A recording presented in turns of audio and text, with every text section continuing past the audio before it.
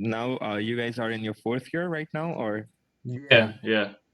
Uh, funny story. I remember the day during like GPC when we were like giving introductions to our departments, and Salam Hoja was giving the introduction, and then you came in, and then that was like the first time I heard about SPE. I was like, yo, damn, Uh, I was like, hey, this guy is pretty cool, he's president, he's got great GPA, and then a few months later, you won the SPC. I was like, man, would I love to be this guy? yeah, those were some good times. But I mean, I hope you had a similar experience being the president. Being president taught me a lot, taught all Yeah, of us a lot, actually, being part of the board. yeah. And I mean, if it helps you feel better, I didn't win the elections for SP president at Imperial, so sometimes it's okay. Yeah. And I can say this because that guy's not here, and I'm not trying to be cocky, but I didn't get to become the president, but I did get a lot of other things in life that he Mm. didn't get. So Mhm. sometimes it's not always about getting some things in life, but it's also about like how you react to You're right. certain situations. Mhm. Yeah. Okay. I see quite a lot of people connecting, and honestly, I didn't expect because in our times when we used to have SP seminars, we didn't have a lot of participation. Yeah. I mean, we tried marketing a lot uh, for this. We posted everywhere, and Okay. yeah. I see. I'm not sure. I think I remember Ishinsu Goler. I think he was there during my time at Metu. Yes, hello. How are you? Hi, I'm good. How are you? I'm fine too, thanks. And I think Ahmed Khalil. I'm not sure. I need to see his picture.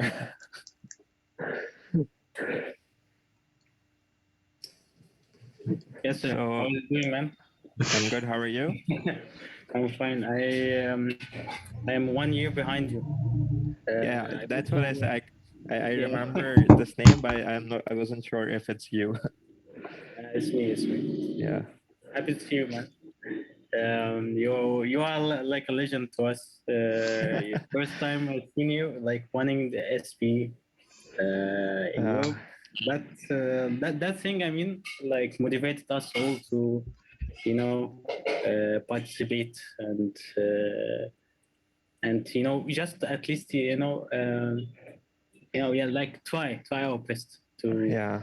uh, get something, and we won. Remember, if you remember, we say won the Yeah. second place in Europe, and also Yeah. other people got first place. It's just amazing. Yeah. Yeah, that's I'm actually really happy to hear that. Like I mean, as I said, I was saying earlier as well, like it's all about trying to do your best because you're not alone. There are a lot of other people like you, and everyone is trying their best. So you just got to keep doing what you're doing and kind of hope for the best results. So I'm really glad I was able to help you guys in some way. And I hope today I can help you more with what I want to present. Mhm. So Nandana, I'll wait for your cue when you Yeah. say we start. I don't Mhm. know if you want to wait for 5 more minutes for other people to join. Yeah, I think we could wait a few more minutes, 4 more minutes, because it seems more people are joining, and I wouldn't want them to miss stuff. Okay, that's perfectly fine. I just want to know, like, which did any one of you attend the my talk with SP London section? Because it's gonna be a very similar. So I mean, if I think Troy was attending it, so I think there was yeah. one volunteer but he said he couldn't register or something because it was too late. I'm not sure. Okay, okay, that's fine. Yeah. Before the seminar, this is turning into a webcast, a podcast. No, I hope we can have like questions and a Mm. kind of a discussion later on. I'm not more than 9 p.m. I need to go and Yeah, watch yeah, Chelsea versus Porto. sure, sure. Yeah. Okay. So Oh, I see Hassan. all the way from Italy. Is he here? Is Hassan here? Oh, he is. Yeah. Are you interested in doing a podcast, Yasir, sometime? I don't think I'm at that stage in life right now. Okay. But yeah, maybe Okay. sometime later. All right. All right. We'll wait 2 more minutes. Sure.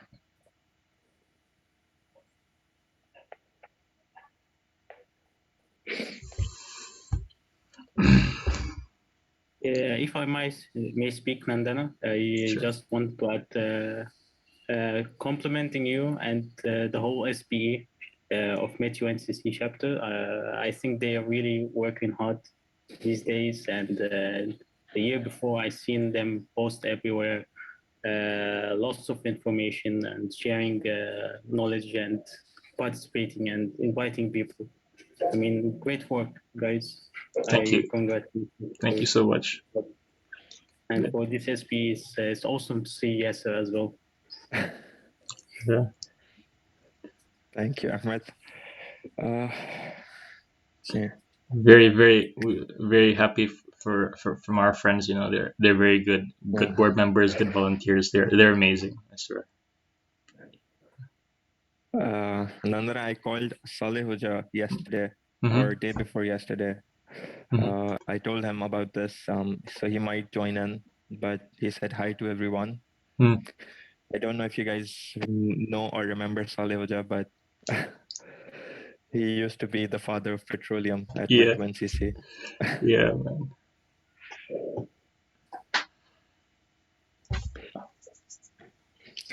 Okay, I think I'll share my screen now. So, Okay, I guess we can open. Aisha, are you here? Hello. Yes, Aisha will be opening for us. So, Aisha, you can have the floor. Okay then. Dramatic pause. Good evening, everyone. Thank you for taking your time out to attend this meeting. Today we will be hearing about how to be successful in the career pathways. Without much further ado, let me welcome Sir Yasir Thara, who will tell you more about his experiences and advice in navigating the professional world. All right. thank you, Aisha. So, Nandana, just tell me if you can hear me properly and if everything is fine. I will go Yes, forward then. everything's fine. You can Okay. start. Yeah. So, hello everyone. Good evening or good night from wherever you're joining this call. My name is Yasser, as I already mentioned, and I used to be a petroleum engineering student at MET NCC. I graduated in 2018.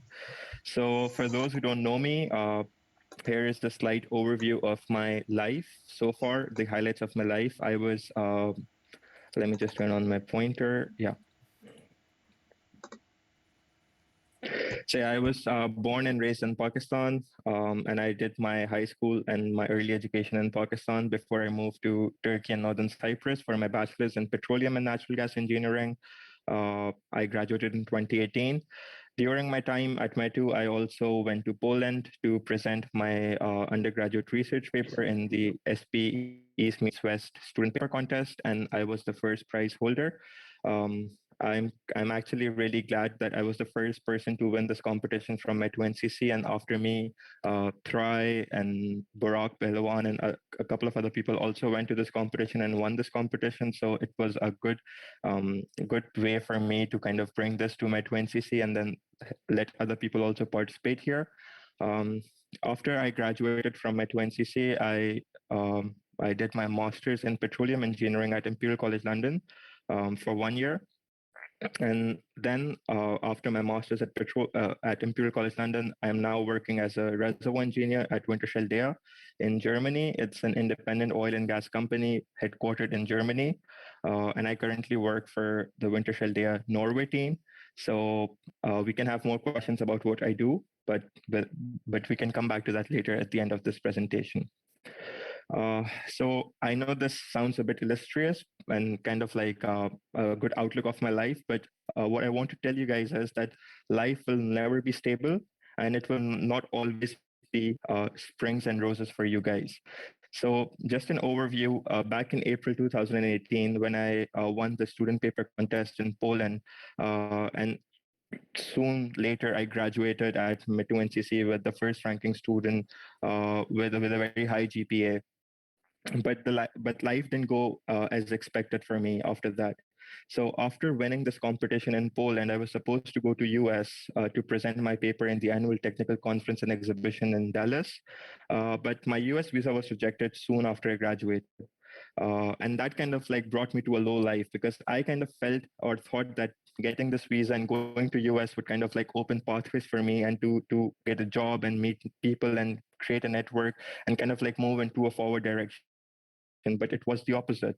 My US visa got rejected, and then I was unemployed for more than a year. And life became really, really depressing. It was kind of sad to see other people around me getting jobs, but I wasn't getting one. So it was a really hard time for me.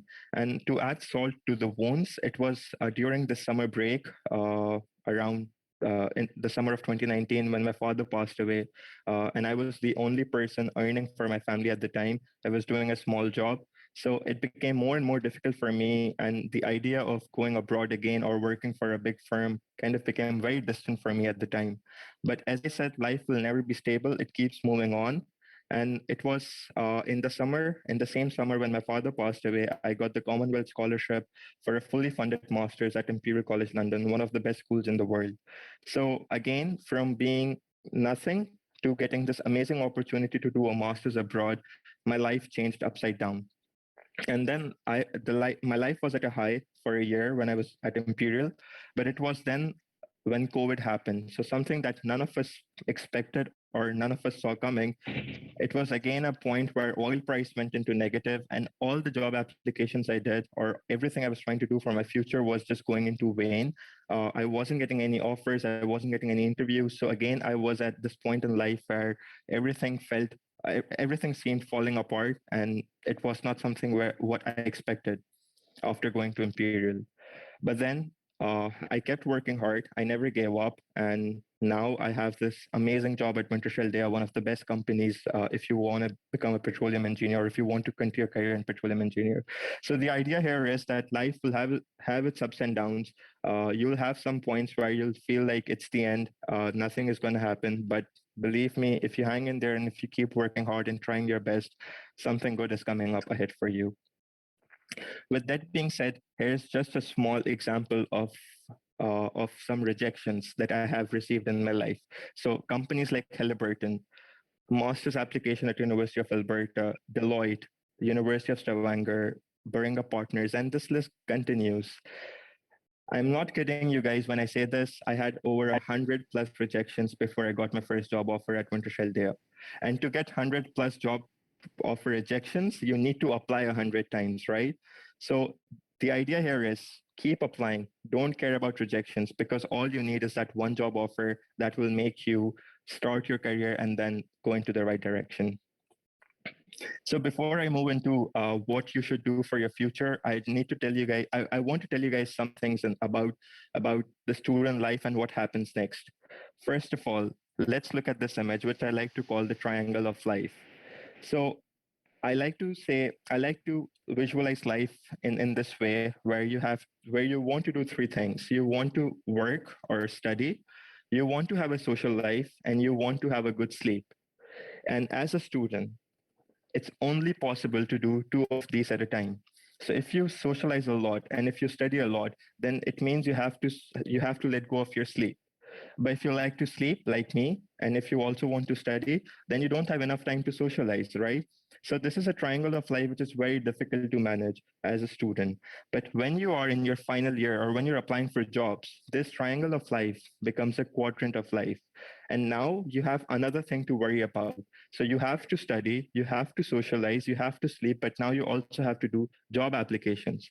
And believe me, job applications can be a full-time job itself. It can take an entire day, it can take an entire month to do a job application, to maintain your LinkedIn profile, to write proper emails, and it drains a lot of energy out of you. So be ready that you need to put in extra effort if you really want to secure a good job or a good master's. The other thing I want to mention here is in petroleum industry in specific, but it also applies to, I guess, in engineering general.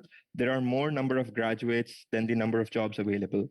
And here are some reasons why that's so in petroleum. So first of all, a lot of companies are now divesting from fossil fuels, which we all know why. There's a lot of focus on renewable energy in a lot of companies, and there's a lot of focus on CCS and hydrogen, so carbon capture and storage and hydrogen, because again, companies are more cautious about their carbon footprint and they want to kind of divest away from these activities. There's a global pandemic going on. We all know about it. And there has been an economic downturn because of the price wars between Russia and Saudi Arabia in the last year. Because of pandemic, there has been a decreased demand of oil and gas. So overall, the outlook is not so good. And again, I don't want to demotivate you guys. Companies are still hiring, and I'll show you in my next slides. But keep in mind, you are kind of fighting for a position which maybe 100 other people are fighting for. So don't be laid back. Don't relax. You need to keep pushing hard. One more thing I really want to focus here is something that I kind of, when I look back at my life at Metro NCC, this is I wish someone told me this. This is how I picture a normal Metu NCC student. Deadlines, a lot of projects, and lack of sleep, but we still find a way to sit at Mordo, have a cup of tea, and kind of relax. But believe me, guys, deadlines are much more closer than you expect. So if you want to apply for a job starting next summer, the deadline will be in January. If you want to apply for a master starting next September, let's say September 2022, the deadline for that master will most probably be in January 2022. So the deadlines are usually 6 to 4 months before the program starts. And what we tend to do is kind of wait till the last moment and then try to fill in a shitty application and hope for the best. That's not the way to do it. So be wary of the deadlines because they are approaching faster than you think they are. Last thing before I move into the career pathway presentation is the Dunning-Kruger effect, which I really find interesting and something I'm experiencing myself when I started working. And this is so as Metu graduates, this is where we are. We have zero experience about whatever field we are studying, right? We kind of know nothing. All we have is maybe a couple of internships, and obviously we took the courses. But in terms of experience, we know nothing. But when we graduate, our confidence shoots up. We feel like we know everything. We are the best petroleum engineers in the world, and that's true. Yes, you do know everything, but you don't know how it is implemented in the industry. So this is something which everyone experiences. I experienced it. I am experiencing it myself as well. When you graduate, your confidence is at 100%. You feel like you know everything, but soon when you start working, you realize that you maybe not know everything, or maybe you don't know as much as you think you know. So this confidence will go down once you graduate, but it's okay. The reason why I'm showing you this is that it happens to everyone. So don't feel bad. It's okay. This will happen. But as you can see, once you start getting experience in your field, this confidence will go up again. So life, it goes back to the slide I showed you earlier. Life is never stable. There will be ups and downs, but just try to hang in there. With that being said, let's look at the three possible scenarios you'll have once you graduate from Metu NCC. Number one, you will get a very good job, hopefully. And there are a lot of examples of people who, after they graduated from Metu NCC, got a really good job because Metu is a very credible institution, especially in Turkey and also abroad. So, and even in petroleum, for example, Burak Pehlevan, Senem Thoran. So there were a lot of people from my class as well who did get a job as soon as they graduated. The other scenario is if you want to, you start your master's. So again, people like Muzammil Bayat from my year, Yusuf Shakil, they all started a master's as soon as they graduated. And then there's this third category, none of the above, people like me. Believe me or not, I didn't have a job. I didn't have a master's when I graduated. For a year, I was unemployed. I was sitting back at my home, and I already showed you I was kind of in a bad phase. So, that being said, I'm not a corporate slave, and I don't believe not having a job or a master's is a bad thing. If you don't end up having a job or a master's, you still have a lot of other options. that you can explore. So, for example, you can always have your own startup, and this is something I kind of realized when I came to Imperial, and then when I came to Germany, that it's not necessary to kind of follow one certain path. Maybe what you really want to do is to have your own startup, maybe have a mobile application or develop a game or something. That's completely normal. You can also become a YouTube celebrity. You can be a vlogger. You can be a blogger. You can be a videographer. Maybe this is something that you really love and not engineering, so you decided to do something else and not look for a job or a master's. You can also explore other skills. So stuff like learning data science or maybe artificial intelligence or any other cool stuff that's going around. And you kind of feel that maybe petroleum engineering is not what you really want to do, and explore other skills in life. Or last but not the least, you can also follow your passion. There are a lot of people who pursue a degree in engineering just for the sake of pursuing a degree, but what they really want to do is maybe become a musician or an athlete or a sportsman. For example, I know a very good friend of mine who's also a METU graduate is not pursuing engineering, but he has his own band, and I think he's doing pretty good for his life. So again, not having a job or a master's is not a bad thing. It's how you play with it, how what you do with the time you have now. But if you are one of the people who either want to get a job or a master's after you graduate, then I have a few slides as to how you can improve your applications and how you can sell yourself to an audience, whether it be masters or jobs. So the first step, uh, before you start any application, either for a job or for a master, is to make a list of the companies or universities that you want to apply to. Here is a real example that I had in my during my master's when I was applying for jobs. You can see companies like British Petroleum, Shell Corporation, Total, Wintershall, Schlumberger, and the list goes on. This is a list of maybe 35 companies, but this list keeps going on, and there are maybe 100 other companies that you cannot see here. You can also see one thing, Wintershell is green. So the last time I updated this is when I was still in the final round for Wintershell. So this was the only company which I had good news from. That's why it's green. Everything else is red, which means I was already rejected from there, or yellow, which means they didn't have a position for me. So the first step here is to make a list of all the companies and universities that you want to apply to. And I I'm kidding you not, I did the same for when I was applying for masters. So I had a list of maybe 15 universities that were offering a good program in petroleum engineering, and then I made a list of pros and cons of scholarships, what are the finances, what's the course about, what's the job market in that country, and so on. Next step, after you make a list, is to make a master CV. And this is not the CV that you will use to apply for a job or or a master's. Before I go into this and before I forget, I want to give the reference to Imperial College London's career services. This is something available on the public website, but because I took it from there, I should refer it back to them. So if you want more information, you can go to this link and kind of read about these things as well. But here is a good overview. So first of all, make a master CV. This master CV could be on Excel, could be on Microsoft Word, could be on PowerPoint. This is just a list of all the activities you have done in your life. List them down and try to list the skills that you acquired from those activities. So let's say you did a master's of science and geology and you gained some skills like critical thinking, verbal communication, time management, organization, group work, etc., etc.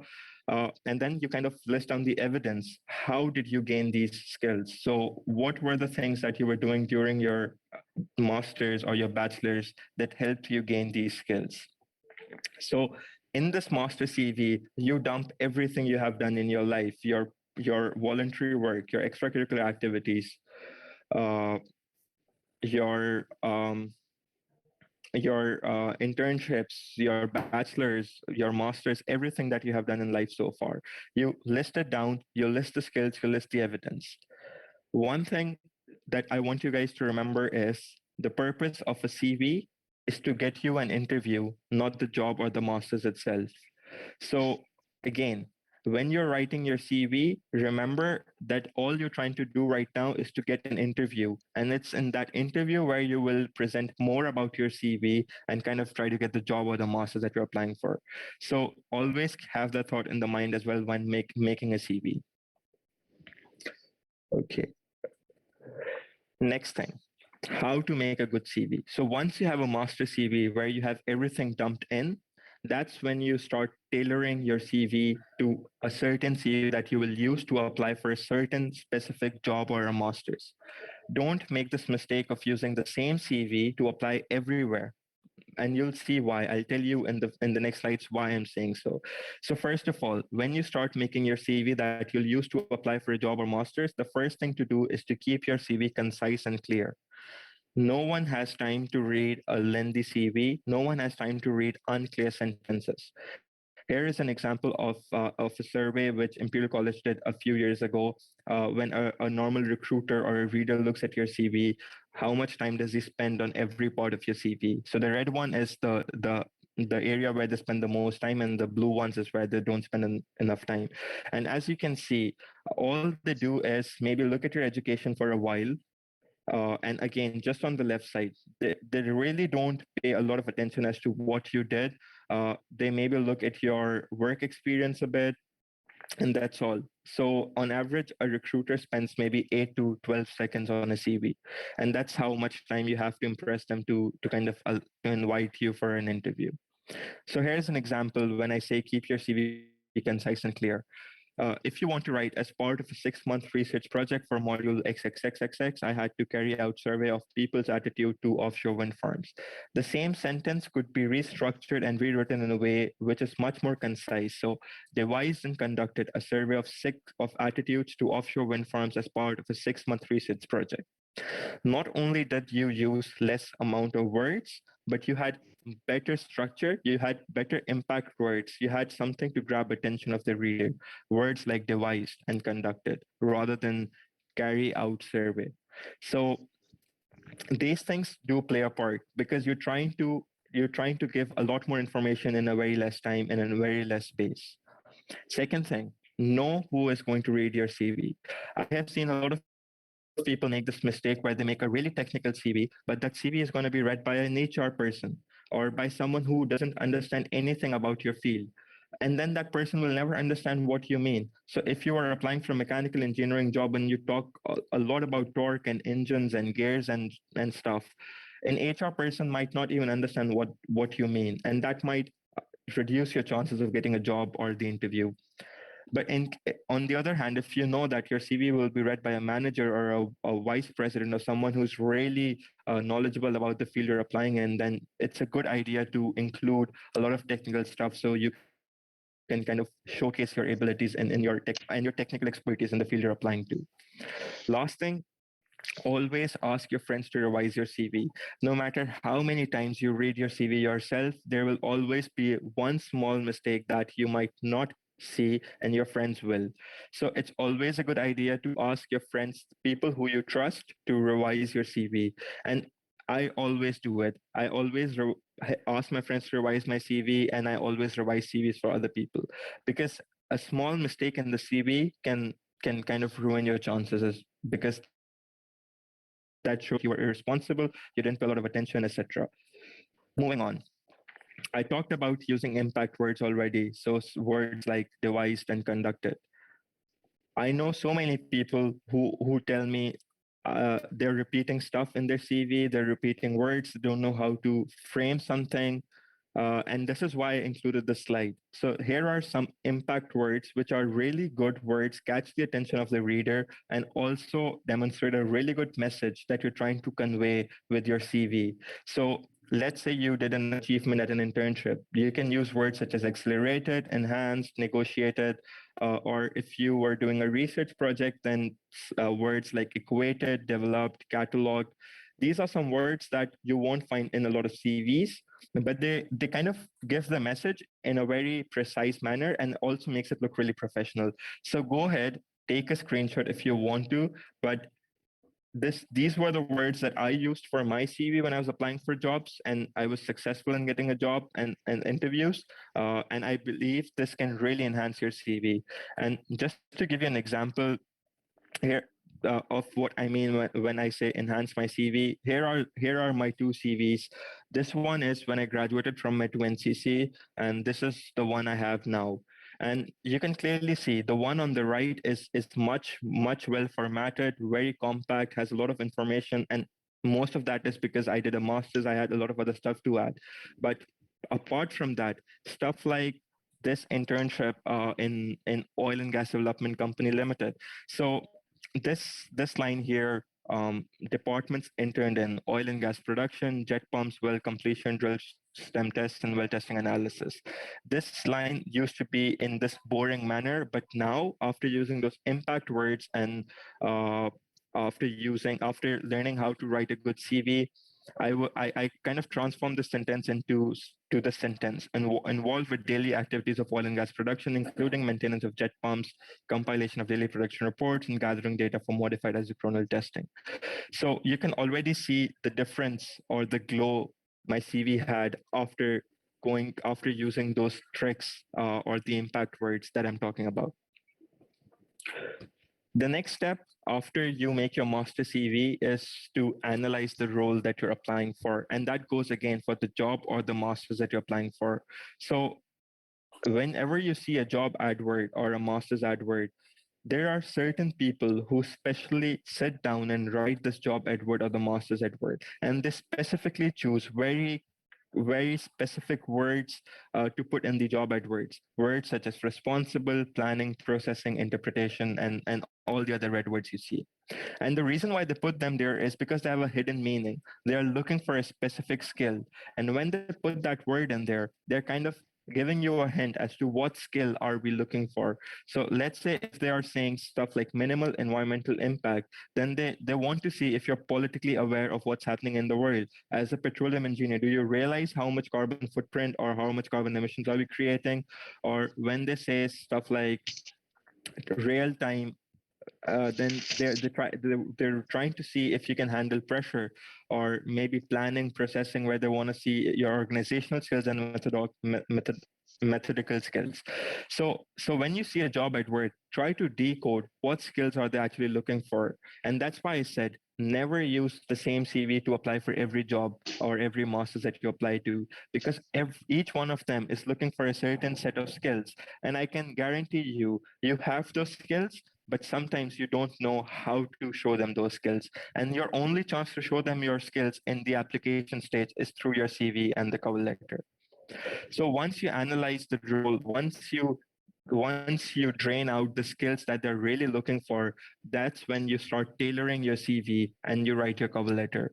And when I say tailoring your CV, what I mean is you pick up your master CV, you pick up the skills that are required for this job, and that's what you put in your CV and you apply for this job. You don't apply with the master CV, you don't apply with the common CV, you apply with the tailor-made CV for every job and every masters you do.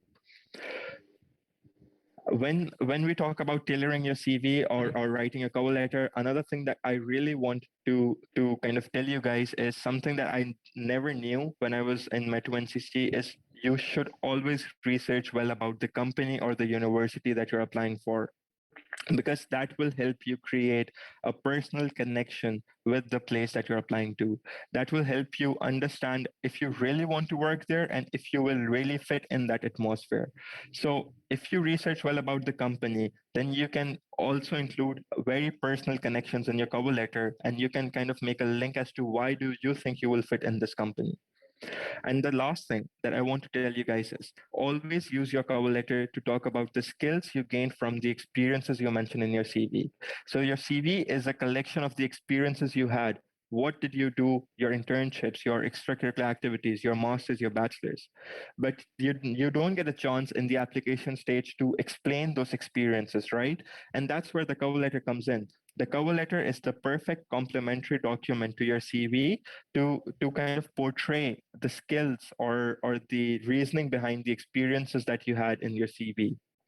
So To sum up, here I have an example cover letter, and it's a very simple, sleek cover letter which you can use anytime, in every job application or a master's application that you do. First paragraph, why are you writing this cover letter? Simple. What you do and why are you writing this? You're writing this to apply for a specific job or a master's. The next paragraph is why do you want to work in this company, or why do you want this master's position, let's say. And that's where you use the research that you did about the company and you kind of make a connection. Why is this company your dream job, or why do you think you'll perfectly uh, like why do you want this company so bad, right? And then you come to the third paragraph, which is where you talk about your CV. You talk about all the skills that are relevant for this job position and are also mentioned in your cover in your CV, and you portray what makes you an ideal candidate for this specific job. And this is the basic or the most important paragraph of your cover letter.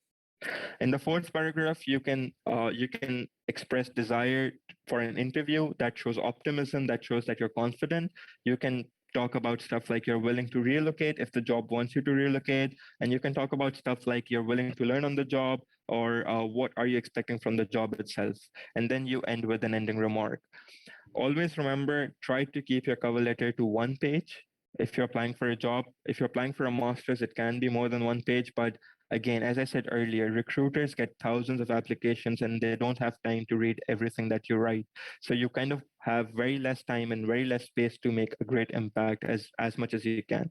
And this is why I say research well about the company, because if you are able to kind of put a very good connection to the company, or put something really interesting about the company that you that like which is why you want to work here, then it can really create a really good impact on the reader, and kind of boost up your chances for the interview or the job itself.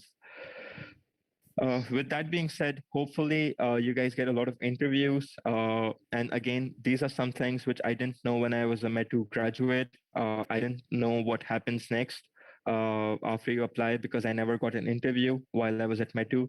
But now I had a lot of interviews, so I kind of know what comes next. And I just want to prepare you guys for what happens next. You'll usually have two kind of interviews in your life when you apply for jobs or even masters. Sometimes they do an interview, especially if you apply for scholarships. The first interview, or usually the first interview, is competency based, or the interview around your soft skills, where they try to see the skills like teamwork, confidence, public speaking, time management, leadership, etc. So this is an interview where you'll have a lot of situational based questions, like tell us something, tell us about a time where you had to do this, or tell us about a time where you had to do that, stuff like that. So that's an interview where you don't need technical knowledge. All you need to know is what experiences you have done in life and what soft skills did you get from those experiences. The second kind of interview you'll have is a technical interview, and these are the interviews where you'll be asked specific questions about the field that you're applying for, about what you did in your bachelor's, maybe some technical questions about, let's say, they show you an oil rate curve and they ask you what kind of reservoir this is, and again, and in those scenarios, you have to be really prepared and you have to be really ready to answer these questions. Because if you're applying for a reservoir engineering job, let's say, and you don't know what's material balance, then that shows really bad on you, right? So you don't want to do that. You don't want to ruin your chances. And the reason why I'm telling you that there are two kinds of interviews is, whenever you get invited for an interview, first of all, the company should always mention what kind of interview will it be. But let's say they don't mention it. It's always okay and it's recommended to send them an email and ask them what kind of interview will it be. And that brings me to the next point as well. Ask them who will be interviewing me, what will be the interview panel, because you need to know what do you need to prepare for this interview. Should I prepare about my soft skills? Should I go through my CV, or should I go through my course material and prepare for a technical interview? You need to know this so that you can be well prepared for the interview next morning. Once you know your interview panel, always look them up on LinkedIn. And there are two reasons why. First of all, you get to know their background. You get to know, you kind of guess what kind of questions to expect from this guy or this girl in the interview.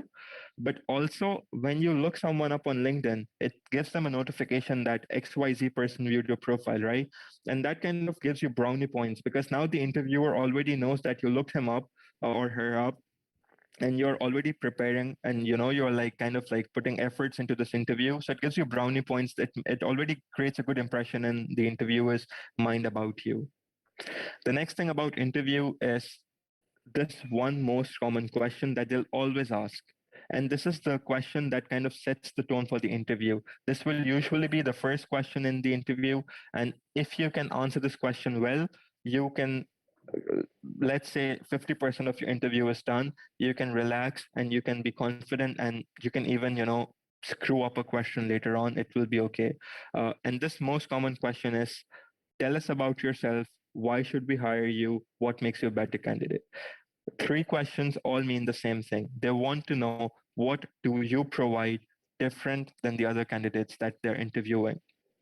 And this is a question where you get the chance to not only showcase your skills or your CV, but also you get a chance to portray the value you can add to the company if you get this job, or I mean, if you get a master's, if this question is being asked in the master's, and then you can talk about what will you do with this master's, right? So this is a question you need to be very well prepared for. And this sounds like a very selfish, self-centered question. Why should we hire you? Tell us about yourself. Yes, it is a very self-centered question. You have to talk about yourself. But remember one thing, you are there for a reason. And that reason is to get a job or a master's, right? So always try to link your experiences or whatever you're trying to say back to the company, back to the university. How will you help this company or the university or create a value for them, right? So not just talk about yourself, but also tell us, what do you provide them in terms of value? Next step for interviews is to prepare short stories of your experiences, because in the interviews you'll be asked a lot of questions, such as, tell us about a time when you were doing something and what were the results, stuff like that. And throughout your bachelor's so far or your internships, you had a lot of experiences which can be utilized in these interviews, which tell the interviewer about the skills you gain. But sometimes people go on and on about their experiences, and it kind of bores out the interviewer, and you also run out of time.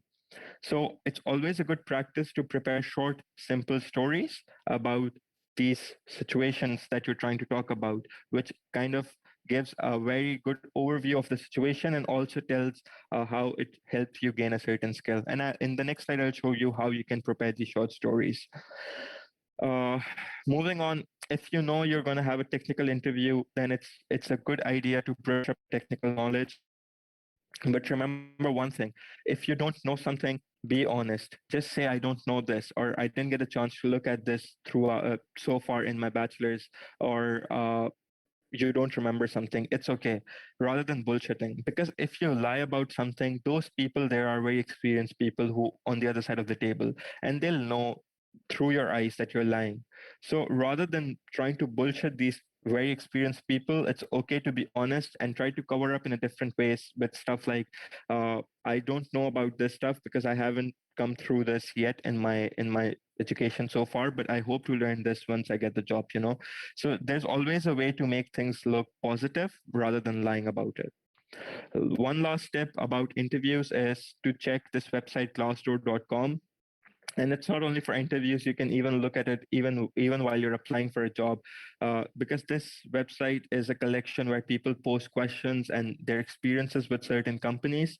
So you can also get an idea of what kind of questions to expect in the interview, or what kind of application procedure does a company have, and so on and so forth. So it really helps to kind of like get a good experience about a company.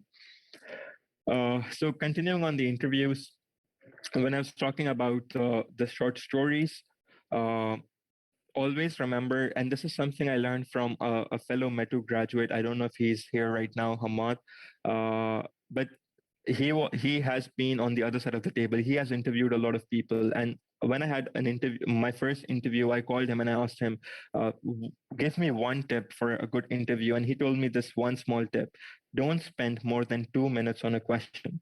And I always remember this when I'm answering a question. Never go on and on about one thing for a while. Leave your questions open ended. I think this word should be answers. But anyway, leave your answers open ended. Let the conversation flow. You don't want to tell everything in the first attempt. You kind of want to leave it open ended. And it's very similar to flirting with a girl on WhatsApp, let's say. Let's say you meet a girl, or if you're a girl and you meet a guy and you really like that person and you're texting on WhatsApp all night long. You don't want to say good night and a full stop. You don't want to end the conversation. You always want to ask another question and kind of like, throw in an emoji and this and that to keep the conversation flowing. And that's exactly how the interviews work, but in a more professional manner, obviously. So you always want the conversation to be flowing. This is something that I've learned over the years. Your best interview is an interview where you don't realize that you're out of time, because that shows how involved both the interviewers and you were in this interview. And it kind of like reminds you how good you did. So when we talk about telling short, precise stories in 2 minutes, here is an approach that I learned over the years to answer any situational based question, and it's called the STAR approach. The first step is to tell the situation. You spend half a minute to kind of lay the groundwork and explain the situation that you were in. Then you explain the task. What was the task that was given to you? Let's say you were in a team and you had to solve certain problem. Then you talk about the approach that you took as a team or as an individual in that situation, and then you talk about the result that you achieved with your approach. So if you spend half a minute on all these four pillars of the STAR approach, you can have a very good answer to any situational based question in just 2 minutes. Last thing about interviews is to always prepare good questions for the panel. So I already told you this question, most common question, is 50% of the interview. This can make or break the game for you. Similarly, this part, preparing good questions for the panel, is kind of like the last blow of the hammer you do to a nail. So when you're hammering in a nail and the last one that you do kind of like seals the deal, is asking good questions to the panel. Because in every interview, they'll always ask you, do you have a question for us? And if you don't ask a question at that time, it shows that you are not well prepared, you are not interested in this position, and you kind of don't care, right? So here I have some examples of very good questions that you can ask, and these are all the three examples that I used for my interview with Winter Sheldea. So first of all is a very good question that you can ask, which I asked was, given the current pandemic, decrease in oil demand and increasing negative public opinion about fossil fuels, what kind of strategy does your company have to sustain in coming years? And believe me or not, when I asked this question to the interviewing panel, they were amazed. They didn't realize, they didn't expect such a question from a candidate, and they were blown away. They were like, are you really asking us this? But that shows how interested I was, how well studied I was about their company strategy and the problems they are facing right now. There's another question that you can ask if you don't have a very good question like this, which is, how difficult is it for a new employee to settle in your company? This is a more or less, I think, I think I can hear someone. If you can mute yourself, please. Okay. Salud, attend. I can't see the participants. I don't know who it was, but anyway, I'll continue. So this question, how difficult it is for a new employee to settle in your company? It's again a normal question you can ask. It's not an amazing question, but not a bad question, and it's kind of like a safe bet. And if you don't have any questions to ask, always ask this: what's the next step? When will I hear back? Because it's always good to know what's the next step, or what comes next, and how long should you wait about stuff, right? But this is not the question that will give you a lot of brownie points. So try to prepare a question like this. That being said, I already showed you how many times I got rejected before in my life, but there is a reason why you get rejected. And that reason is to get positive feedback, because feedbacks can help you a lot when you apply for your next master's or your next job. So here is a real feedback I got from a company where I was in the last round of the interview. I didn't get the job, but I got a really good feedback because it helped me understand what was I doing wrong in my interviews or in my application procedure, and then I could like work on it in future and get a job at Wintershell, right? So stuff like would have benefited from appearing more interested in the other candidates, or this line here, he appeared nervous to complete calculations and often deferred to other members, or stuff like appear to stifle conversation and prevent progression. Yasser should also be wary of cutting across others in his excitement to make points to the group. So from this feedback, I kind of understood that sometimes I'm so excited about myself in group exercises or in the interview that I kind of forget I have other people around me as well. And this really helped me to be much more conservative and much more informative of what's happening around me in my group exercise for Wintershell Deha. So again, feedbacks can really help you, and always ask for a feedback. Yes, you got rejected from a job, you feel bad, but you can also gain from it by asking for a good feedback. Last thing I want to talk about here today is networking. And this is again something that I didn't do a lot, or I didn't know a lot about during my time at Metu NCC. So there are a lot of career exhibitions, there are a lot of company presentations. You have SPE, you have AAPG, you have a lot of other societies working around. And you I know we are in a global pandemic right now. You cannot physically go and attend an event. This picture seems like a far-fetched reality right now, but even if it's on Zoom or on Microsoft Teams, attend those events and try to meet these people, because these are the people who are actually working where you want to be in future, right? So they're already in those companies what you're targeting, or in those universities where you want to end up. And when you talk to these people and make a connection with them, try to leave a mark with them, like so that they remember you. It really helps you with two things. First of all, they can provide you a good recommendation or put in a good word for you. And second of all, they can help you understand the company culture or the university or the kind of research they do, and helps you understand if you really want to work there, and what sort of things to add in your cover letter and in your CV. So again, here's an example of two times where networking really helped me. So while I was at Imperial College London, we had a seminar from Perenco. So Perenco is an oil and gas company, a French oil and gas company, and it's also very famous in Turkey. And Perenco presented about Witch Farm, which is an oil and gas field in UK, and Perenco is the current operator for Witch Farm. So they presented about their ideas on how to run the Witch Farm oil field. And during this after this talk, we had drinks, and I spent an entire hour networking with the process engineer at Perenco, and I talked to her about how I have these ideas about CO2 enhanced oil recovery in Witch Farm. And I discussed it with her for a long time. And then I asked her if I could do an internship with Perenco for my master thesis. So here you can see the email I sent to her after meeting her. I went back home. Next day, I sent her a very good email like, my name is Yasser. I'm doing an MSc in petroleum engineering. And I'm writing this email to follow up on a discussion regarding a potential summer internship, blah, blah, blah. And you can see her reply. She was really positive. She told me it was very nice to meet you. And she will discuss it further with the geoscience and reservoir engineering team in London. And she also asked me, "Are you looking to be based in London?" Which shows that she really wanted to offer me something, or at least do an effort, right? And this was around 30th January 2020. And as we all know, soon after COVID kicked in, and this didn't materialize. I didn't get an internship with Perenco, but it's always good to have such a connection at Perenco, right?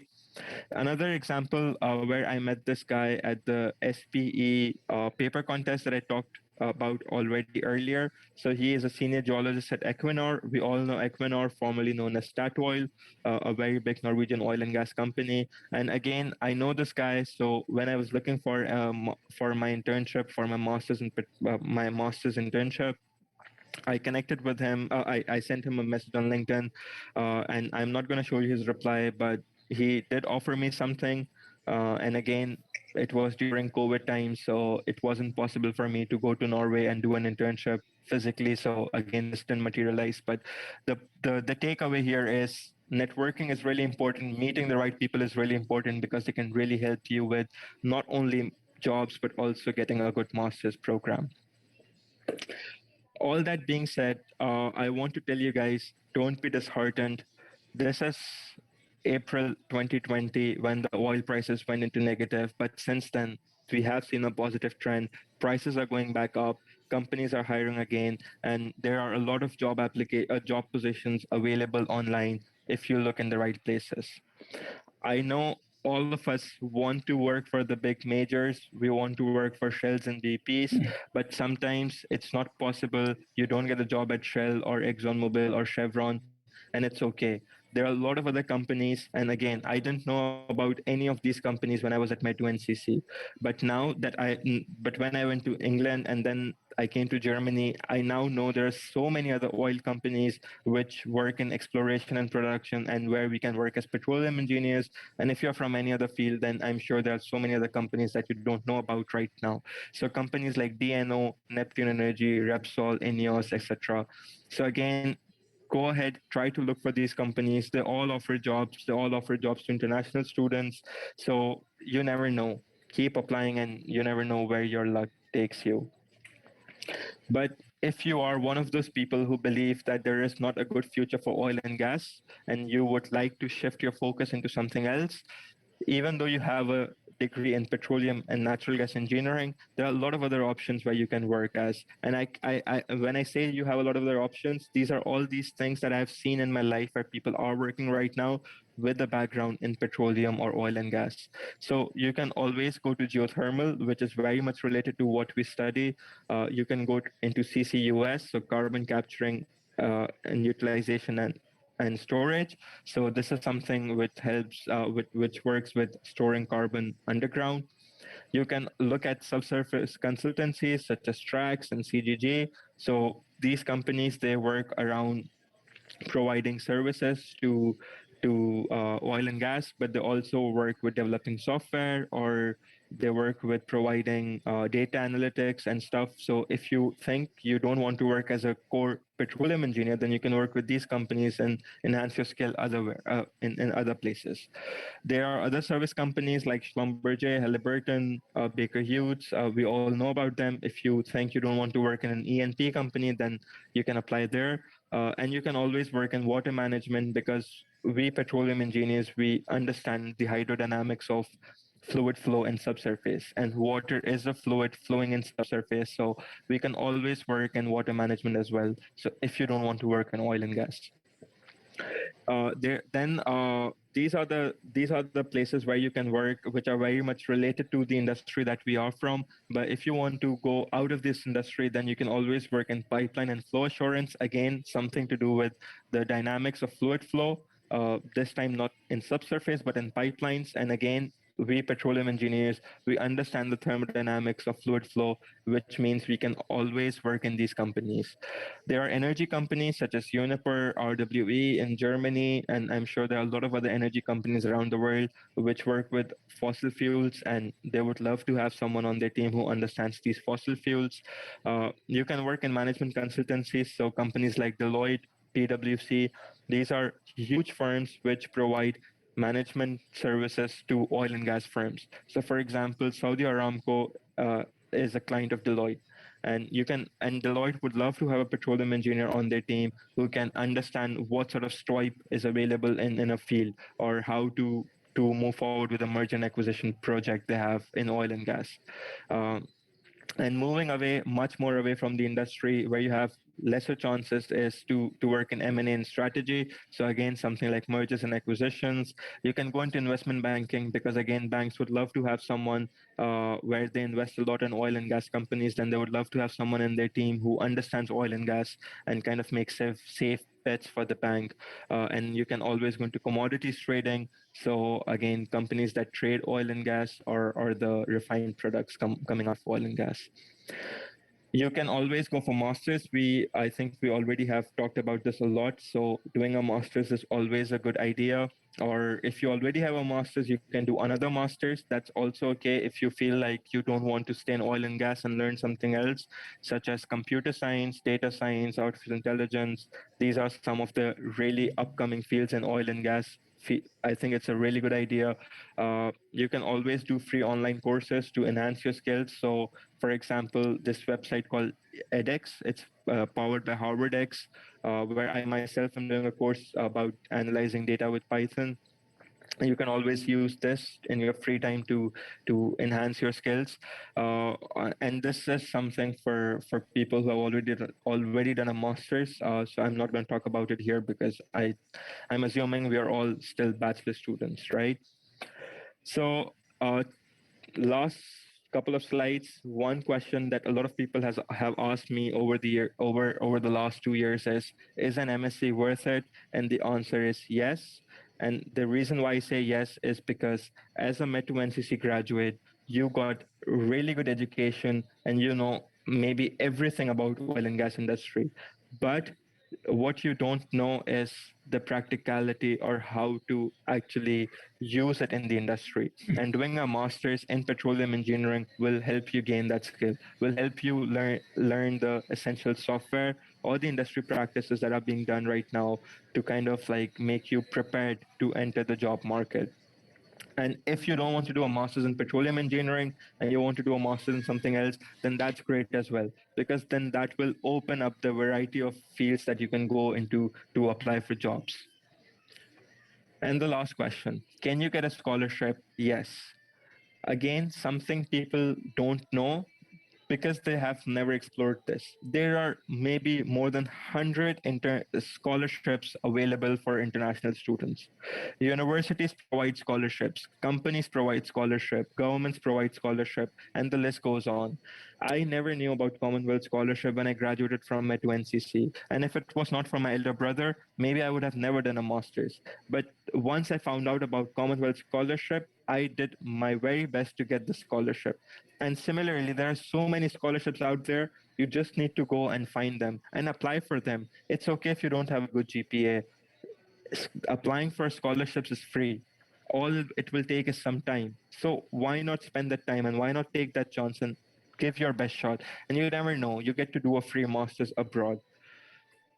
With that, I would like to end this presentation with my favorite quote, which is a lot of people say when you get a good job or a good master's or a scholarship, people say you were lucky, but I disagree with them because for me, luck is when preparation meets an opportunity.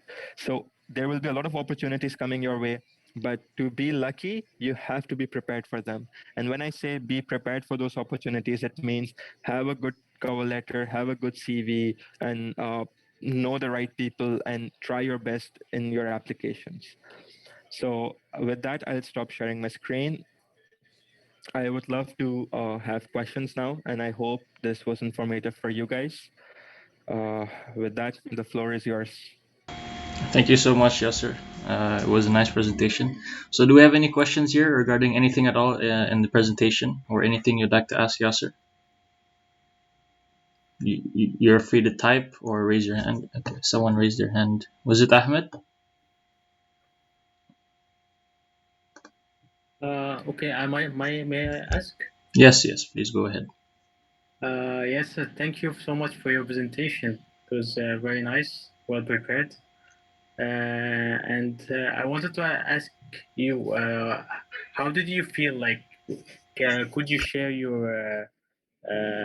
I mean, your experience while when you were not employed, where you felt like maybe it's I don't know, maybe it's the end of your career or something like this. Can you share your struggle for you getting employed? Thank you. Yeah, so to be very honest with you, that is not something I would remember for the coming years. That is something I want to erase from my mind, because that was really a hard time. Um, and I could see people around me, a lot of my classmates getting jobs and doing really great in their life, and I kind of felt like a loser because I didn't have a job, even though I graduated with the highest GPA. I won competitions abroad and stuff, but I mean, for me it felt like life was falling apart, and I was kind of like held back in a prison where I cannot get out. I had the family responsibility over me. I had to take care of a lot of other things around me. But one thing that I learned in that time was to stay positive and to stay patient, because this is something I have learned from a lot of friends around me and my family as well, that never give up. And if you feel like this is the end, then it's not. I mean, your end is when you die. So until you do that, try, try, keep trying different things in life. And that's what I tell a lot of my friends who are in this phase right now. If you become comfortable with what you have, I had a job at that time. I was working in education sector and I was earning good money. I mean, it wasn't bad. I was earning good money. I had a good social life, but that's not what I wanted from life. So I didn't want to get too comfortable with my life in Pakistan, and I always knew back of my head I have to get out. I have to do a master's and then try to look for a good job, or do a PhD. So my advice to anyone who's going through that stage is, don't get comfortable with what you have right now. If that's not what you want, if you think you can do better, then keep trying. Keep trying to do better, keep trying to reach out to people who are in the industry right now, and hopefully something will work out. Can I ask something? Yes, hello Jam. Marhaba hojam. Hello, Hajam. I am sorry I came late a little bit. I had a meeting. I joined your presentation late, but hello everybody. All the students are listening now. Yes. I am glad. I am glad to join with you. Hello. We are proud of our graduates. I still am saying our. Of course, you are our graduates. Yeah. We are proud of you. Uh, my question is, you got your petroleum engineering background, undergraduate background in Middle East Technical University, and you start searching for opportunities. And the important thing that you are recommending students is self-confidence. They have to have encouragement to go and talk to people. It is very important, the self-confidence. But my question is, you got background, what are the weaknesses, do you think? And what are the strengths for the graduates from Middle East Technical University in Cyprus? Thank you, Adam, for the question. So, again, this is something that we have discussed a lot, and I think a couple of my friends, Ahmed and Hamad, are also in this call. They are from mechanical engineering, but they're also METU graduates. Uh, the strengths I feel is about METU NCC is the curriculum we have at METU NCC. I can talk for petroleum, is very much in line with the curriculum we have abroad. So when I went to Imperial College London, where it's one of the top 10 universities in the world, and the graduates there, the people in my class there are coming from all the universities around the world. I had people from UT Austin, I had people from Colorado School of Mines. So these are the big schools of petroleum engineering. But as a METU graduate, I never felt that I don't know something. I feel like the bachelor's at METU NCC is a complete bachelor's, which will tell you everything happening in the oil and gas industry. And when you go and compete with people from other universities, you won't feel left out. You won't feel you don't know something. So even though METU NCC is not a very high ranked university in the world, but the curriculum is designed in a way that it's still you can still compete with students coming from other universities. So that's something I'm really grateful to METU NCC, because as I said, it's not a very high ranked or very well known university in the world, but as a student, I never felt I'm coming from a lesser known university as other students.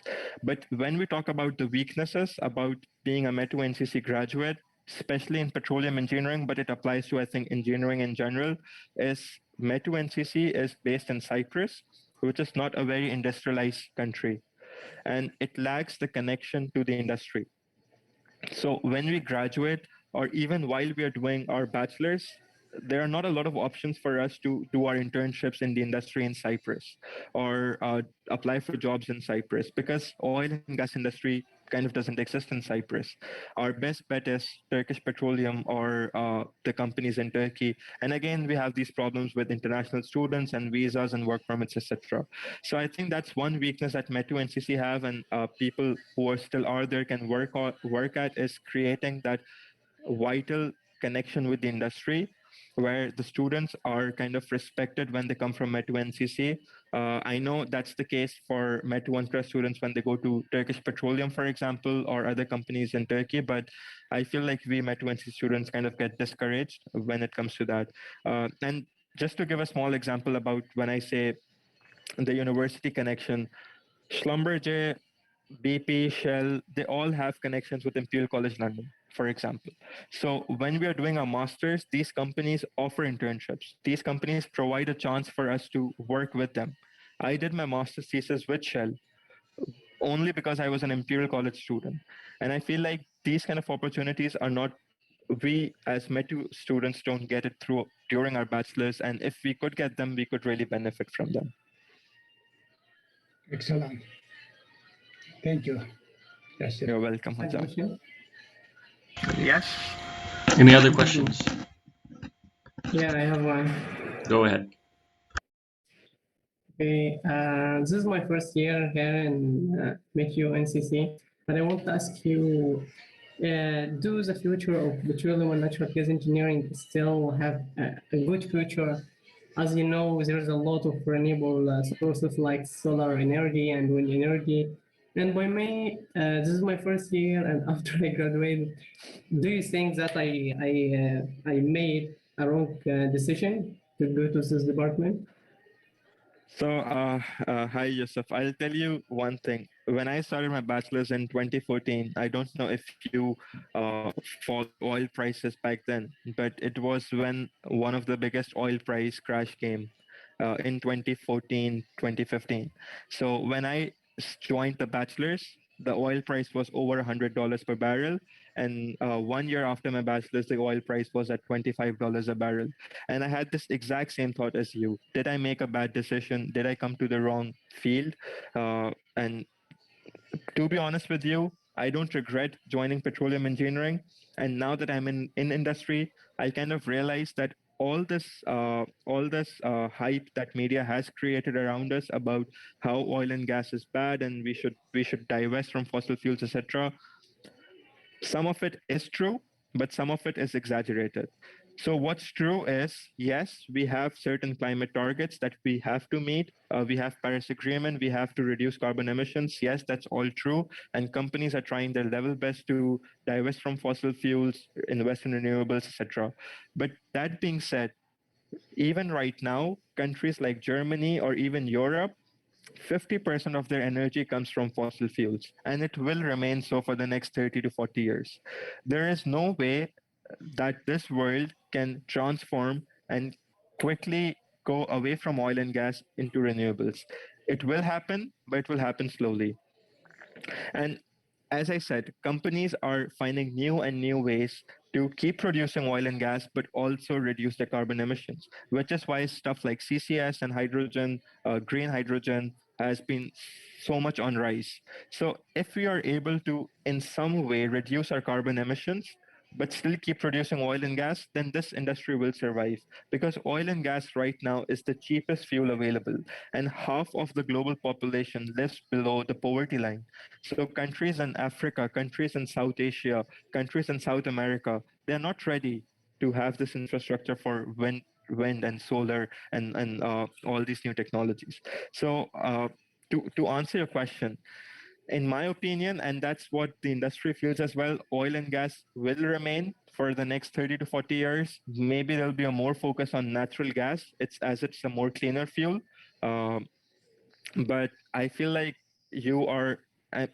It depends on you, but I feel like you can have a safe future if you keep applying for jobs. As I said already, companies are offering jobs. There are a lot of employment options available. So it's all about how you play yourself. And even if after you graduate and you feel like oil and gas is going nowhere and you don't want to stay here, I already showed you how you can go to other industries while having a degree in petroleum engineering.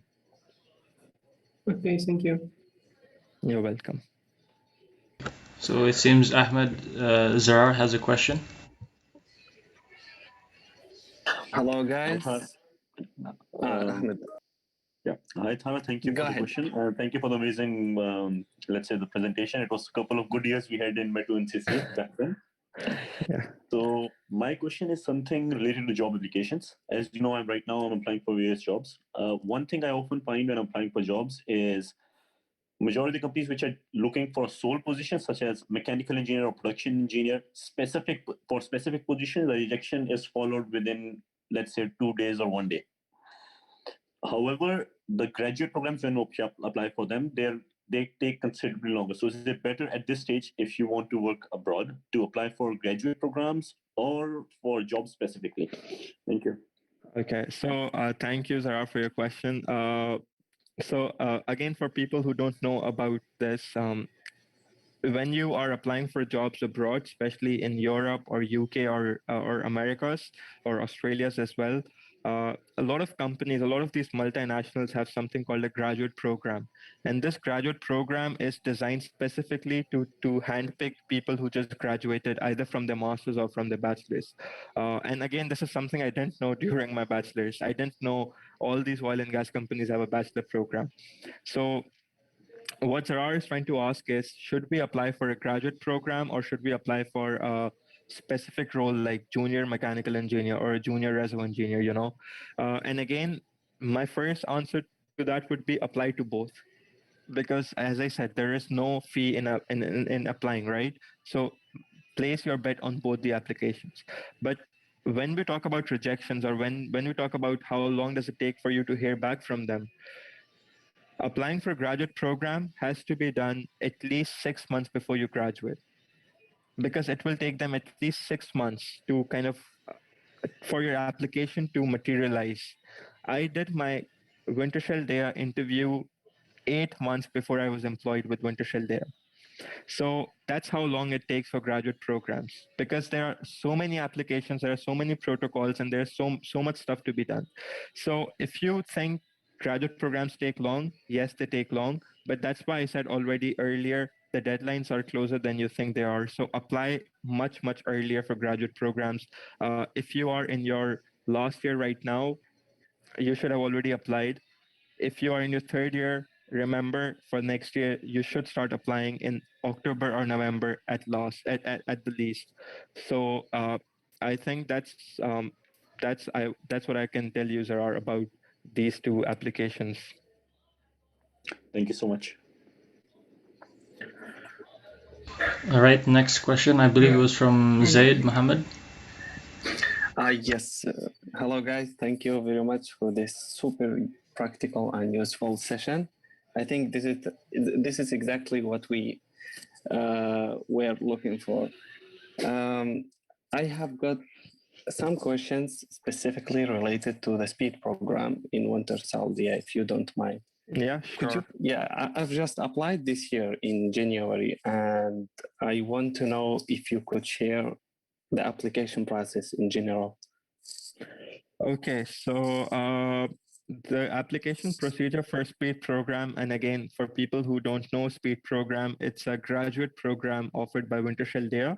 So if you want, you can go online and look at it. It's called SPEAD, Speed Program, and it's they offer this program for 10 or 12 positions. So you can apply as a petroleum engineer, process engineer, mechanical engineer, electrical engineer, and so on.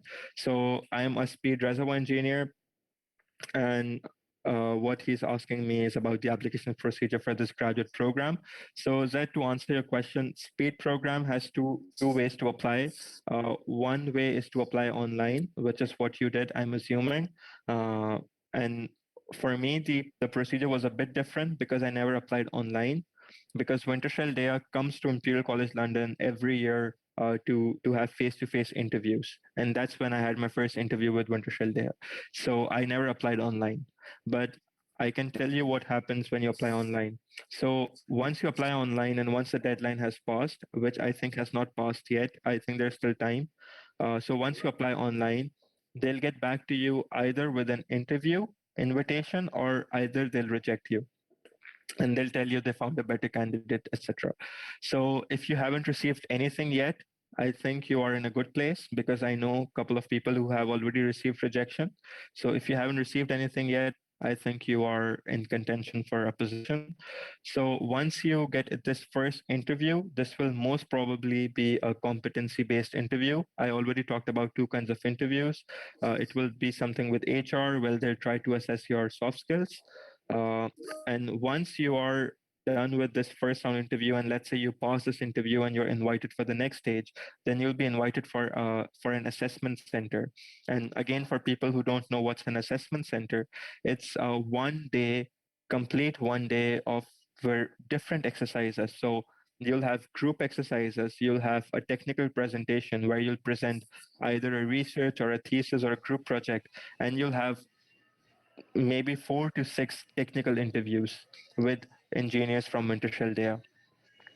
And usually in the assessment center, there are 5 to 10 candidates. And if you applied for a reservoir engineer, then they take 1 or 2 reservoir engineers every year. In my year, they took 1 reservoir engineer, but year before me, they had 2. So that's what will happen in your application procedure. Yeah, thank you very much. It sounds very difficult, to be honest. Yeah. Do you have any specific tips in order to survive the competition? Uh, yeah, I mean it's a genuine question, and I think like I don't have any specific tips, but this is something I can tell you from my feedback from Wintershell Dea. Because one of the person who interviewed me is now my manager, and I asked him, "Why did you guys choose me? You know, what did I do that other candidates didn't do? You know?" And his answer was very simple. He told me that, and let's just put it this way: the reason why they liked me was I was a good team player. I was very confident in myself, and I was really confident that I can get this job. Uh, and I was being myself. So I wasn't being pretentious. So I know a lot of time people do this thing where they try to show off that they know everything. And that's what the Dunning-Kruger effect I talked about. So yes, you did a bachelor's, you spent 4 years of your life, and you did a master's, you know, you have spent so much time learning. So yes, you feel like you know everything, but at the same time, graduate programs are designed for you to learn on the job. So at the same time, you have to show them that you are here to learn as well. Yes, I know everything, but I also don't know some things. So it's okay. And just to give you a small example, I'm assuming we have like a majority of petroleum engineers here. Uh, I had a question in my interview where they showed me a curve with oil rates, a gas rate, and a water rate from a field. And they asked me what kind of reservoir this is. So my answer was it's an undersaturated reservoir with a gas cap, which is simple, right? We have an oil reservoir with a gas cap because we can see a gas rate and an oil rate and a water rate. And then he asked me, what kind of pressure support do we have? I said we have an aquifer support, and he said, how do you know that? I said we can see the water production, and he said, what kind of aquifer is it? I said, I don't know. And that's what I mean, you know. Maybe I could have said something, you know, smart or something, but I was honest. I don't know what kind of aquifer support we have because I don't have enough data set. All I see is is a water production, right? And they liked it because I was to the point. I was not trying to show off, and I was being myself. So I think that really helps, especially at Wintershell there. Thank you very much. It's You're welcome. really, yeah, really useful. Much appreciated. Okay, next question from Hassan Khalid.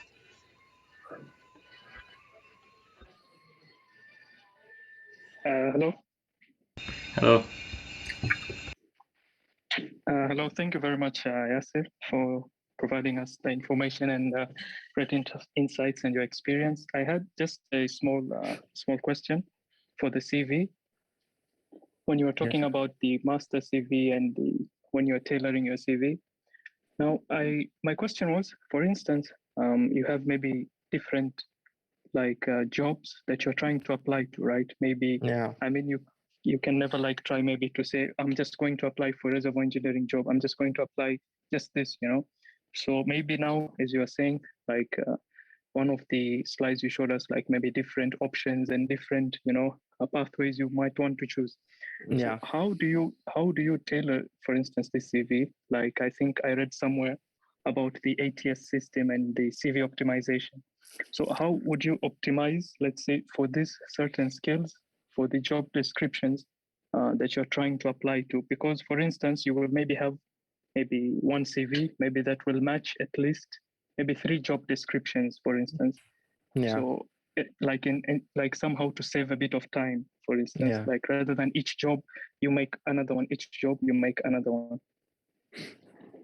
Yeah, so I think that's a very valid question. So, I mean, the first thing ever to do is to create a master CV where you include everything you have done in your life, every skill you have acquired in your life, and that's the starting point. But when it comes to tailoring your CV for a completely different path, let's say you have a CV that you're using to apply for reservoir engineering, and then you want to apply for a management consultancy. So there are a couple of different things, and that comes from understanding the industry you're applying to. So when you're applying for a core engineering job, then those CVs are, they tend to be a bit more technical. You try to tell them what kind of software do you know, or what kind of group projects you have worked on, or what kind of technical skills, decision making skills you know, stuff like that. But when you apply to, let's say, management consultancies, then they don't really care about the technical stuff you have done.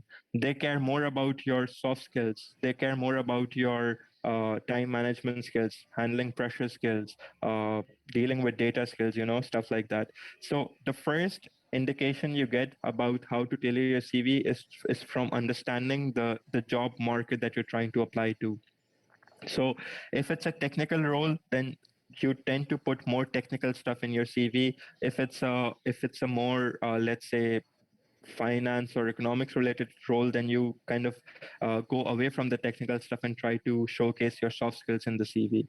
But that being said, sometimes you have to pay a lot more attention to your CV, again depending on what kind of job industry you're applying to. So for example, if you're applying to finance or management consultancies or investment banking, then they focus too much on attention to detail, and they will penalize you for forgetting a full stop or for having a different formatting in one paragraph to the other paragraph, because that's how much high the competition is there in those industries. Whereas if you apply to engineering firms or oil and gas companies, they are not so strict on the formatting or on your choice of words, but they are more strict on what kind of skill set that you have, or what kind of technical knowledge or know-how you have about things. So it comes down to, let's say, what job family you are targeting, and as I already showed you, what kind of skills is required from that job. So again, I think you're doing your masters right now, and in your masters you will do a group project, you'll do a field trip, you'll do a thesis, you'll take a lot of courses. But not in every job application you'll talk about your courses. Maybe when you're applying to an oil and gas company, then yes, it's relevant to talk about your advanced reservoir engineering course or your well testing analysis course.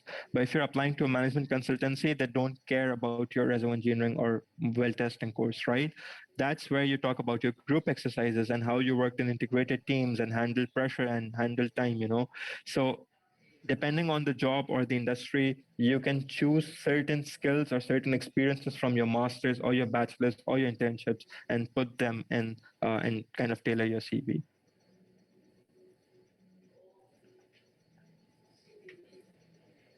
Thank you very much. And Yeah, just but one small thing. What about, let's say, sometimes I see a lot of let's say job postings about HSE. What do you think about it? HSE, so HSE, again, for people who don't know, HSE is health, safety, environment, and quality. There is also Q in some companies, HSEQ. And this is the department which works with maintaining safe operations in the company. And again, this is a department which doesn't have any specific requirement for a degree, but usually companies prefer candidates with a background in process engineering, chemical engineering, and environmental engineering. And the reason why they prefer people from these backgrounds is because they understand how the process works or how the machinery works. And I think for that matter, even mechanical engineers, because then because these are the people who understand what really happens on the plant and how can they make it, like efficient, reduce the environmental impact, and make it safe for everyone. So I think as a petroleum engineer, yes, you have a shot at it, but maybe the companies would prefer a process, a chemical, or a person who knows about environment more. But again, I don't think you should be demotivated to apply for these positions. If you see one and if you think you want to work in HSC, then go for it. Right. Thank you. Thank you very much. Yes. You're welcome. So we have another question from Zaid. Yusuf Haiba. Me. Yeah. Yeah. Did you face any problems when you applied for a job or a scholarship because you were graduated from Meteo NCC? I would say I never faced problem, but maybe I actually got an advantage because I was from Metu NCC.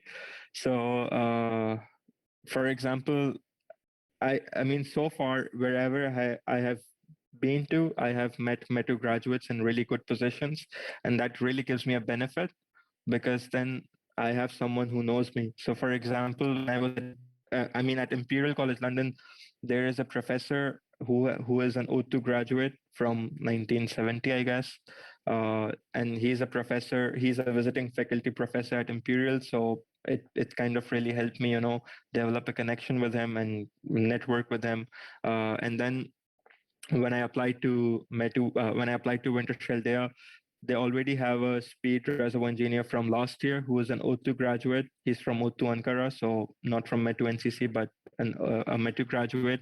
And this year with me, I have a production engineer who's also who actually went to Metu NCC. I don't know if Salehuja remembers him. His name is Daler Juraev. He's from Tajikistan. Yeah. Yes, he was in Metu NCC, but then transferred to Metu Ankara, and he's also working with me here as speed production engineer. So, I mean, the message here is being a Metu graduate. I think we have a really good alumni network of Metu graduates around the world. Uh, I know in University of Tulsa, which is right now the best university for petroleum in the world, all the three head of departments, reservoir production and geology, are O2 graduates. So I don't think I ever had problems, to be honest with you. But I think I feel really honored to be one of my two graduates because we have a really good alumni network. Mm-hmm. Okay. Yes, sir. Yes, Sujam. After graduation, people say they miss Cyprus too much. What is the thing you miss most in Cyprus? Madam, I think when they say they miss Cyprus so much, that they mean they miss Kalkanli. Kalkan. No, but honestly, I think for me, it's the people. The people I met in Cyprus, I miss them a lot, especially my friends from Pakistan, because I'm not in Pakistan anymore. But I can see Daniel, Ahmed, Hamad in the call right now. And I think for me, it's the people that I miss the most. But Friends, yeah. yeah, the And friendship. after a couple of years, you are not going to be able to find them again here. Yeah. They will be leaving also. Yeah. Yeah. So, and I think also the campus itself, uh, the campus, I mean, overall, yes, Cyprus is not a very developed country and we don't have a lot of things to do, but in the campus, I think it's one of the best campuses around the world. The life there is really good. We have like a good set of facilities, and I mean, it's something I miss about Cyprus, the campus and the life itself. Now everything is closed. Yeah, it's I mean, we can't do anything about it. Like, it's same for me, for example. Like, yeah, I came to Germany, but I'm working from home every day. I didn't even get to meet my team yet. I didn't even get to see my manager yet. So I started working in a new company, but it's not the same. The experience is not the same because it's just sitting in a room and that's it. So, but as I said, you are still in your first year. Hopefully, things get back to normal and then you can experience the life in the campus. I hope that Yeah. it's not very boring. Sorry, Hoja. How are you doing? Okay. It's for me. I missed the field trip, geological field trip. It's Ahmed. Yes, yes.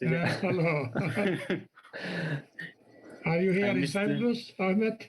No, unfortunately. Where are I'm you? in Egypt. Currently, Okay. I'm in Egypt. Yes. Okay. Uh, I am checking the names. There are new names or students from other departments. Most probably students from other departments also enjoying your speech, Yasir. Excellent. Thank you, Hojam. Hopefully they liked it. I wish Emre Hoja attended this and Salam Hoja as well, but they couldn't. I told you, I said if I come early, I will try to join. Yeah.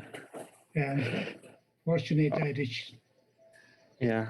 Nandana, where's Salam Hoja now? Is he? Salam Hoja is in Iraq. Yeah, he's in Iraq. Yeah, Emre Hoja is in Istanbul.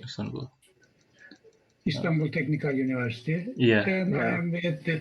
I am with nearest university.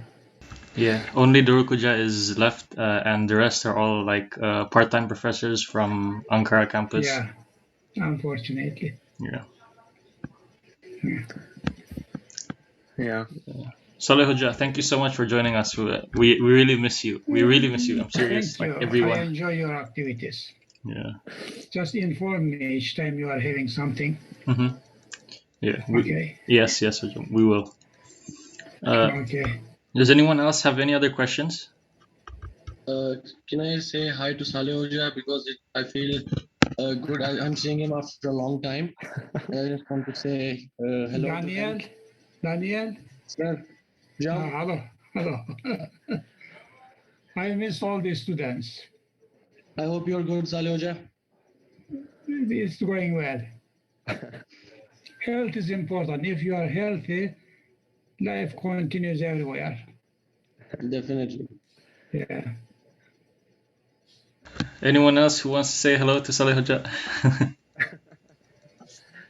Hello, me too, students. I miss everybody. We miss you more, Hoja. Yeah. Where are you now? Me? I'm in Indonesia right now. Where? Indonesia? Yes.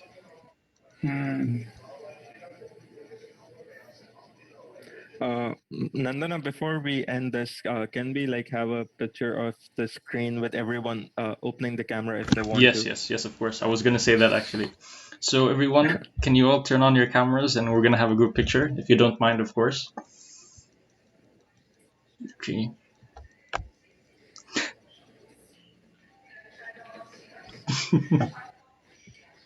Melike Sultan, hello.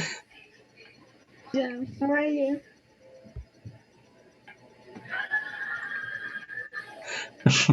We miss you so much. Yeah. Who is there? Işılsı is there.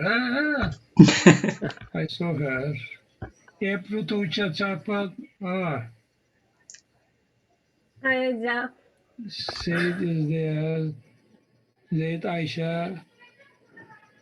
Ahmet Halil, I saw you. Okay. Okay. Anayaz is there. I guess no one else is turning on their cameras, so is that okay? But my screen is taking half of the people following. There is another screen, one more screen. Okay. Are you getting two screens or one screen? Oh, we're getting all the screens. You can turn on the gallery view. I don't know. In the corner. Anyway. I can send you a jump. I have your email. I can send you. Okay. Okay. Yeah. Okay. So we're all ready. 3, 2, 1. Cheese. Okay. Thank you guys so much. We will share this in social media, and I will send it to you by email, Hojam. Yes. Okay. It's So like you never aged. Huh? It's like you never aged. You're I'm still not, young, Hujam. Yeah, it's you. is it you? Yes, I yes. have to be young. Otherwise, they will they will put me out from here. No, no. Yeah. Still, if you are feeling strong enough to work, continue. That's what my principle. I am feeling good. That's why I'm continuing. Definitely. For I am enjoying students, just for not some as much students, as Middle East was different. Middle yes. East students were different. We have good students also here, but we have bad students too. Mixed. But Middle East students were above our age. All of them were good. it's I very just want nice to to tell hear. you guys a small incident I had with Saleh Hoja when I was a student at Metu. I was taking geology 2 with Saleh Hoja, and my overall grade score was 88 out of 100, and it was the highest in the class. And usually on 88, and if you're the highest in the class, you will get AA. But Saleh Hoja gave me a BA, and it was the only BA I had, or else I would have a 4 GPA. So I went to Saloja and I said, Hojam, you gave me a BA, it's 88 and it's the highest in the class. And you gave me a BA. And he said, I didn't give you a BA. You got a BA. So that's when I learned with Saloja, you can you have to keep working hard and like give your best. What is my principle there? I never in my life treated any student special way. Yeah. Whatever I am doing I am increasing usually at the end of the semester grades. And if whatever you are getting, you get that much. Yeah. I never treated any student in a special way, giving one person only higher. Yeah. Everybody getting same ratio increment. That's why I didn't give you more. Yeah. No, Jam, it's okay. Now I don't. I just like this incident will always remain with me. So that's why I just shared with people who I think can get a chance to study with you. You will remember me in a bad way always. No, Jam, I'll always remember you for sponsoring my trip to Poland. Yeah. Vishensu is very quiet. Vishensu is in Ankara, I think. So Jam, I'm in Ankara now. Canayaz is where? Canayaz is where? I'm in Antalya hocam. Antalya. Nobody in Cyprus? No, Jam, I'm in Cyprus. You are in Cyprus, Yusuf. Yeah, I came on last December. And I came here. I hope we are going to have face-to-face classes soon. Yeah. We don't know. Cyprus is doing well in terms of this virus issue. The ratio is very low compared to other countries. But if you open for tourists, we don't know what will happen. We would like first, more than tourists, first student to be healthy in Cyprus. So there is a big concern on this issue. Okay, Mr. Hans. Okay. Anyone Hope else? to hear from everybody. Now this Dandana, you got graduated and you started working or? No, Hojam, this is my last semester. We'll graduate this summer. Not graduated. Yeah. Okay, you are going to get graduate. Can I ask? Same hocam, I will going to graduate. Melike Sultan, are you working? Yes, hocam. I am working with your students, all students, with Metin Yazman. Still you He's are there, here. huh? Are you happy? Are you happy there? Yes, I am very happy, hocam. Okay. I learned a lot of knowledge from you, and I am learning from Good, excellent. Metin Bey. Metin Bey. Yes. Işıl Su is working or? Hocam, I was working in the past. Now I am waiting for the approval for my entrance of the company. Best luck for everybody. Thank you so much, Hocam. Thank you so much for joining us. Okay. Okay, thank you very much. I'm glad to see you again. April Tuğçe is there. April Yes, Tuğçe. hocam. Yes, I am here. Okay. You're around in Cyprus, I think. No, I'm in my home in Manisa. Manisa? Okay. Okay, everybody. Okay, Hocam. See you. Have a nice day. See you. Thank you, Yasir. Thank you, Jam. Thank you. And I think I'm going to leave as well. Okay, Aisha, you can close the event You're now. welcome. Aisha.